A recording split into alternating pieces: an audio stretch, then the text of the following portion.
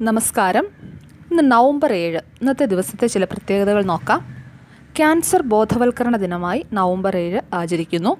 Radio ആക്ടിവിറ്റിയിൽ ധാരാളം ഗവേഷണങ്ങൾ നടത്തുകയും അങ്ങനെ ക്യാൻസർ ബാധിച്ച് മരണത്തിന് കീഴടങ്ങിയ മാഡം ക്യൂറി ജനിച്ചത് 1867 നവംബർ 7 ഈ ദിനം തിരഞ്ഞെടുത്തിരിക്കുന്നത്. ഇന്ന് ശിശു സംരക്ഷണ ദിനമാണ്. വേണ്ടത്ര സംരക്ഷണം ലഭിക്കാത്തത് മൂലം ഉണ്ടാകുന്ന ശിശു മരണ നിരക്ക് കുറയ്ക്കുന്നതിന് വേണ്ടിയിട്ട് ഈ ദിനം ആചരിക്കുന്നു. ഭാരത സ്കൗട്ട്സ് ആൻഡ് ഗൈഡ്സ് സ്ഥാപക ദിനമായി നവംബർ 7 ആചരിക്കുന്നു.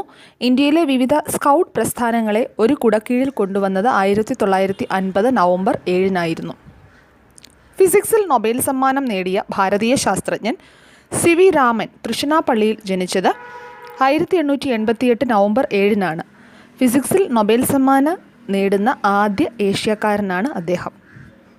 പ്രശസ്ത സിനിമാ താരം കമലഹാസൻ ജനിച്ചത് 1954 നവംബർ 7 തിരുവിതാംകൂറിലെ അവസാനത്തെ ഭരണാധികാരിയായിരുന്ന ശ്രീ ചിത്തിരതിരുനാൾ ബാലരാമവർമ്മ കവടിയാർ കൊട്ടാരത്തിൽ ജനിച്ചത് 1912 നവംബർ 7 ദേശഭക്തിയുടെ പ്രവാചകൻ എന്ന് അരബിന്ദോ ഘോഷ് വിശേഷിപ്പിച്ച ഇന്ത്യൻ സ്വാതന്ത്ര്യസമര നേതാവ് ബിപിൻ ചന്ദ്രപാൽ ബംഗാളിൽ ജനിച്ചത് 1858 നവംബർ 7 ലോകത്തിലെ ഏറ്റവും പഴയ ജേർണലായ ലണ്ടൻ ഗസറ്റ് പ്രസിദ്ധീകരണം ആരംഭിച്ചത് 1665 നവംബർ 7 കുന്തലത എന്ന നോവലിൻ്റെ കർത്താവും ദക്ഷിണേന്ത്യയിലെ ആദ്യ സ്വകാര്യ ബാങ്കായ നെടുങ്ങാടി ബാങ്കിൻ്റെ സ്ഥാപകൻ അപ്പു നെടുങ്ങാടി അന്തരിച്ചത് 1933 നവംബർ 7 നവംബർ 7 ഒക്ടോബർ വിപ്ലവ ദിനമായി ആചരിക്കുന്നു.